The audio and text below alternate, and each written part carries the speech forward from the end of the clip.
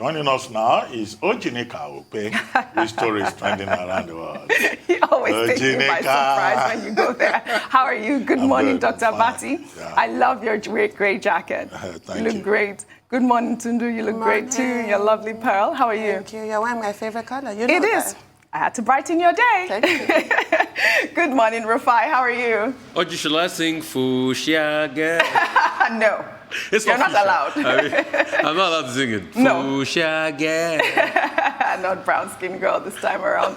Well, good morning, Refi. Good morning, Audrey. Yeah. And good morning to you, viewers. Here are some of the stories that are trending across the globe. In the United States, former President Donald Trump has again refuted Joe Biden's victory at the 2020 presidential election after a new poll claimed that 67% of voters do not consider Biden to be the legitimate winner of the election. And a 2019 probe into billionaire Bill Gates' alleged affair with a Microsoft engineer who penned a letter alleging that she and Gates had a sexual relationship over the years tops the trend. In Gaza, a video of a 6-year-old Palestinian, Susie Eskrutana, who was trapped inside a pile of rubble for 7 hours after a pre-dawn Israeli strike hit her home, killing her mother and all 4 of her siblings, has made the rounds. In Russia, the murder of 12-year-old Anastasia Goshvina, who was raped and stabbed to death by a 49-year-old pedophile, Sergei Matyushin, has caused outrage. The police arrested the pedophile, who confessed that he targeted the 12-year-old while cycling around the village where she goes to school and killed her in the woods. In Nigeria, Twitter is abuzz following the news that embattled Nollywood actor Baba Ijesha, who was arrested for allegedly defiling a 15-year-old girl, has been granted bail. Under sports, anti-Olympic protesters marched on the streets of Tokyo to support the cancellation of the Olympic Games as the COVID-19 pandemic worsens in the country.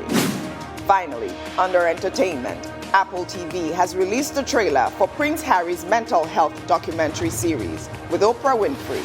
The trailer hints that Harry will revisit the trauma he experienced after his mother, Princess Diana's death. To make that decision to receive help is not a sign of weakness. In today's world, more than ever, it is a sign of strength. People that acknowledge their mental health struggles, they're really like superheroes. It's just something I accepted. I just frozen,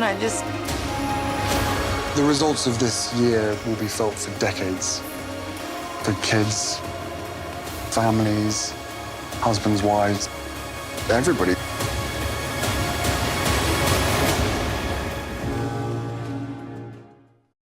I can't wait to see Me and You Can't See. I love the idea behind this documentary, Tundu. And I just love the fact that Harry is speaking up always about mental health.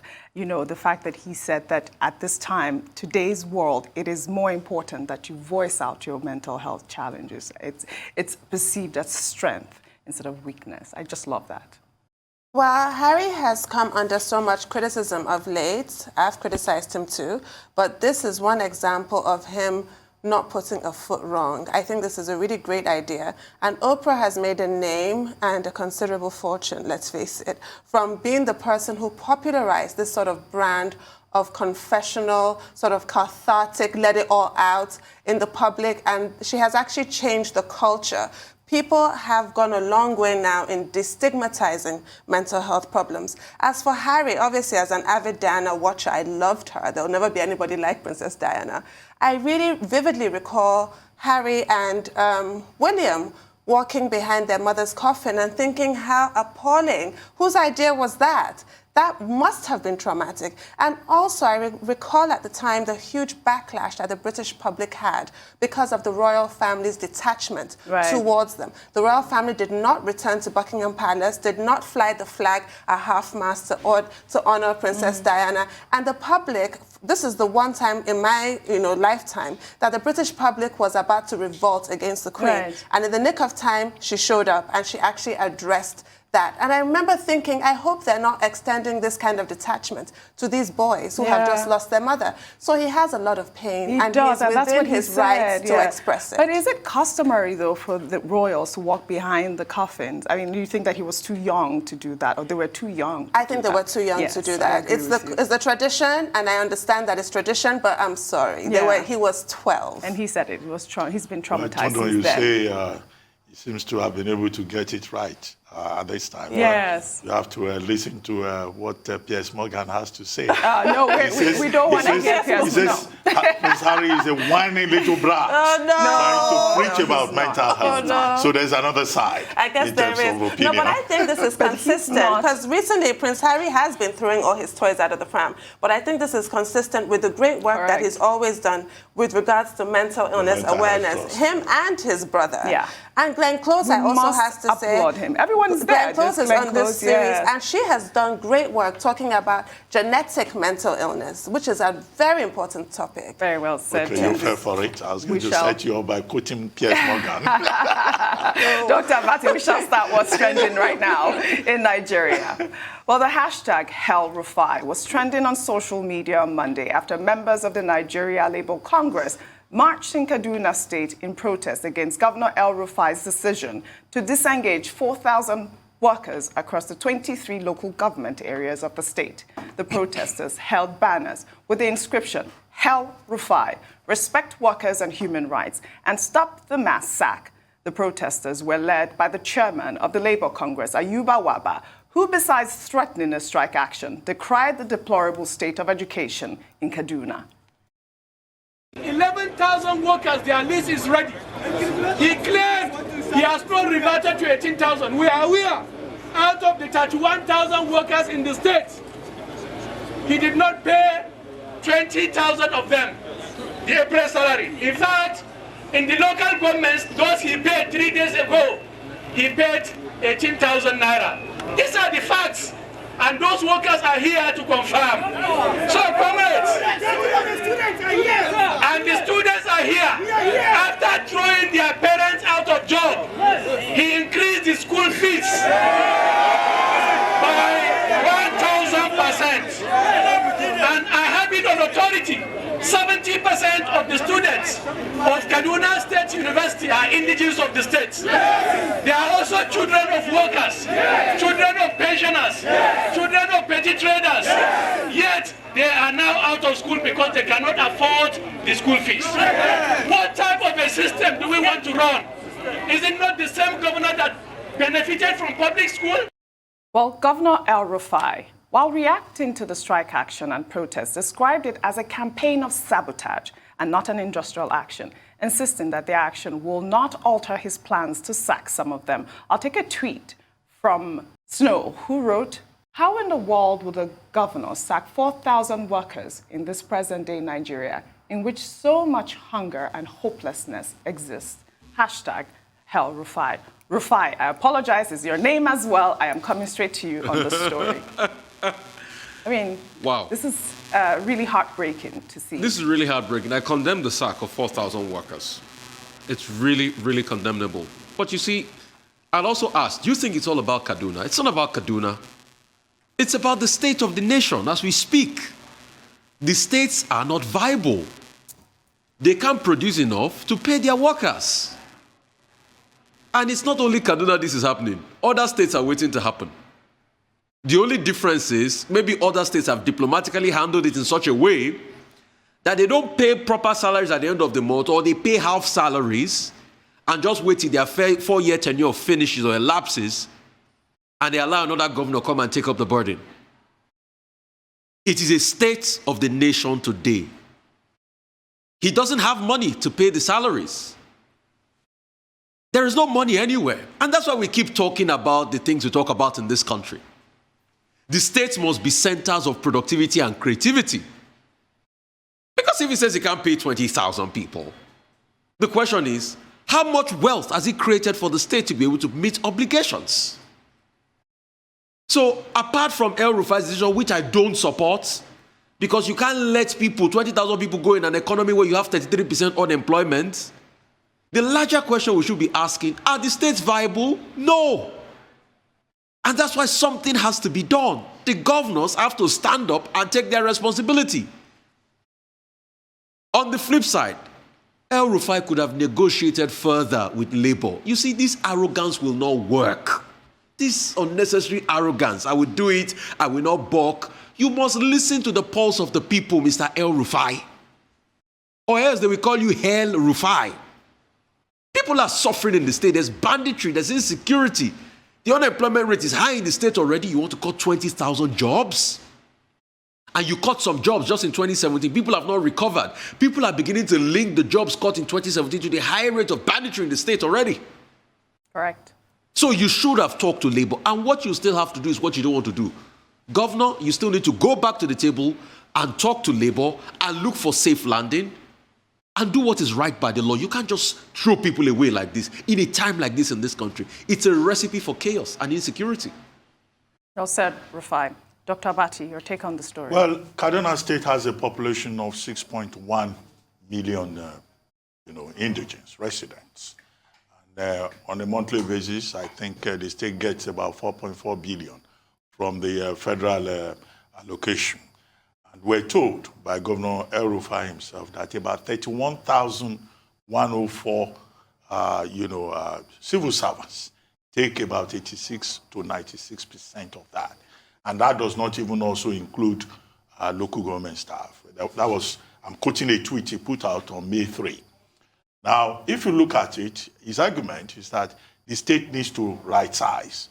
That 31,000 plus people cannot be taking almost all the money that comes to the state. Where would there be additional money for development purposes? Now, even if that is the argument, the solution is it to sack 20,000 out of 31,000.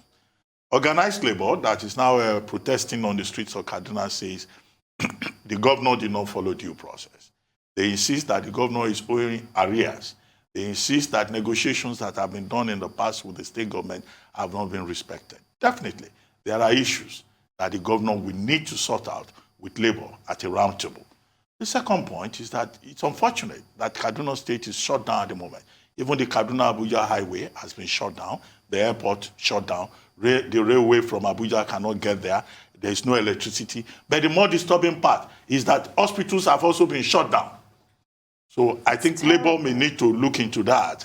This is a time of COVID-19, very serious crisis. Must organized labor also shut down hospitals in Kaduna State?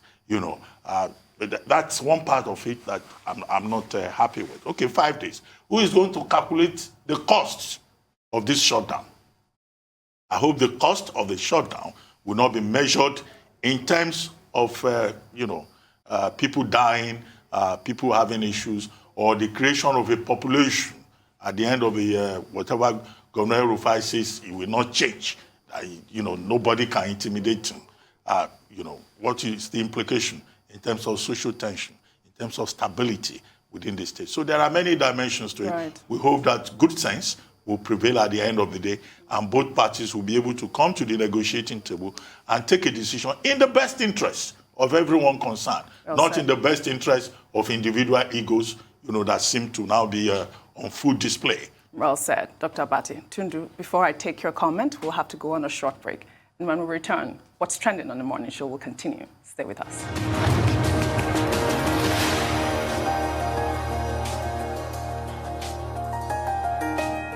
Welcome back to the morning show. We're still on What's Trending. Tundu, I love your comment on the Labour Congress's action against the Kaduna State Governor, Mr. El Rufai. I just want to say, have a heart, El Rufai. I mean, now is not the time. People are groaning under the weight of unemployment, inflation, COVID-19 pandemic. Our president has gone to Paris, probably trying to negotiate some kind of debt relief for us. This is not the time to sack people in their droves. I think the timing is wrong. I think also there are laid down procedures in the Nigerian Labour Act, Section 20, of how to go about redundancies. You're supposed to give notice. You're supposed to give payment. You can't just chuck a whole bunch of people. And it also has really poor indications for the security in Kaduna State. the mass retrenchments, and the 5-day warning strike. Kaduna right now is in darkness. People are desperate. Price of food has skyrocketed. Right. I don't want the crime rate to go up. I don't want people to be affected badly by this situation. I just want to urge the governor to come to the table and negotiate with Labour. I'm a firm believer in a lean, mean government machine. I don't really approve of an over-bloated situation, but there's a way that you go about things. This sort of high-handedness, it comes across as cruel. So I think that should be addressed. And I hope that the proposed retrenchment of workers, the right sizing, will include the retinue of special assistants, senior special assistants. So I have an answer the assistants supporting wives of local government chairmen. I have an answer for you. And all the hangers on. Because that point was raised, I imagine, because the Kaduna State government addressed it. And they said that the political appointees are numbered around 300 and they earn, I can't remember the exact figure, around 260 million naira, whereas the civil servants are earning billions, 3 billion naira, so it can't be compared, because that point was raised that why don't you start with the appointees rather than start with the civil servants? Right. Yes. All right, let's take another story. The Minister of Information and Culture, Lai Mohammed, on Monday raised alarm over what he calls the rising spate of fake news in the country. While receiving delegates from the National Institute of Public Relations in Abuja, the minister disclosed that the latest incident of fake news was a situation where about 600 people were sent letters that they were enlisted into the Nigerian army. He added that fake news had taken a new dimension while decrying the rising spate of inflammatory statements on social media, especially on the subject of those calling for secession. The minister added that it is not just politicians that should be blamed for the nation's predicament, and that every citizen had a role to play in toning down the rhetoric. The minister went further to warn citizens against calling for secession, which he says is unacceptable. I mean, the minister, for me, I think that he is in his right at this point because, you know, we've been talking about the issue of fake news. He also said that there are about 476 online accounts that have been established to discredit the Buhari administration. For me, I think that it is important to identify those types of information. And also, I also take it back, all the way back to all the stories that we read last week about, you know, these online scammers, these fake accounts that have been created for job seekers and all of that. I think that almost our nation is at war with fake news and online misinformation. This is the problem with distrust now. You can hardly believe anything you read. This is why I encourage the public to just go to credible news sources and not these random mushroom types. Yes, it said that there are 476 websites, which is disgraceful. There's some people who read all of that and accept it hook, line, and sinker. I agree once again with the Minister for Information, as I have done in the past. However, I always want to stress that while apportioning blame to other people, the federal government must take their own share of the blame. Section 15, subsection 4 of our Constitution makes it the duty of the government to make every Nigerian have a sense of belonging. It is not for us to foist a sense of belonging on ourselves. It is for the government to create that. And how do you go about creating that? We put an end to nepotism, for starters. Yes. We increase accountability from the presidency all the way down throughout the leadership so that people do feel a sense of ownership. That is the job of the federal government. That much I will say. Dr. Bate, comment. Well, for me, the bigger point made by Alhaji Lai Mohammed when he was receiving a delegation from the Nigerian Institute of Public Relations was the point he made about free speech to start with. He says, yes, Nigerians have the right to express concerns, to express themselves, but however, that government frowns at the calls for secession. You know, of course, that of late, you know, there have been many calls for self-determination, calls for secession, people who say they are frustrated with Nigeria. I hope that the Honorable Minister of Information is not sending out a coded signal that very soon government may begin to clamp down on people who are talking about the dismemberment of Nigeria. You know, in the reckoning of government, Nigeria is considered an indissoluble, indivisible, you know, sacred entity. But I think that what government must note is that the persons who are speaking about secession, about self-determination, they are speaking out of frustration. They're saying that, look, Nigeria is not working. And if Nigeria is not working, can we all come together, have a dialogue, have a conference, call it whatever, and see how we can redeem Nigeria, how we can transform Nigeria, how we can create a new Nigeria.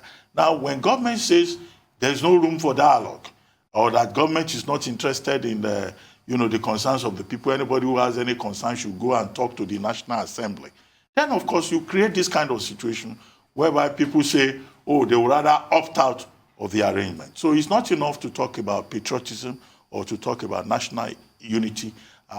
The people must see government at both national and subnational levels taking steps to build that trust that Tundun talks about, to reduce the scope, the scale, the impact of alienation within the Nigerian community, because it looks like on a daily basis, more and more groups and communities are becoming alienated from the Nigerian state. As for the point about fake news, well, we've always been saying it. Who defines fake news?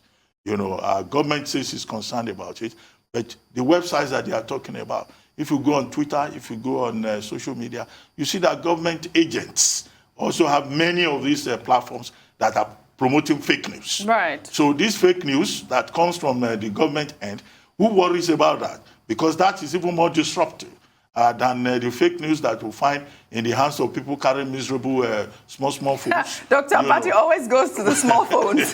You always do that. And because they are empowered. Miserable small phones. They just generate, information as they wish. Yes. So, we can have a conversation around all of that also. I want to. Are you talking about global-style propaganda? Is that what a comment from you on this story? I wanted to take Baba Ijesha's story, but I want your comment, then we can just quickly comment on Baba Ijesha being granted bail. Oji, when things are not working, let's call a spade a spade. Let's not beat around the bush. Nobody's interested in pulling any government down.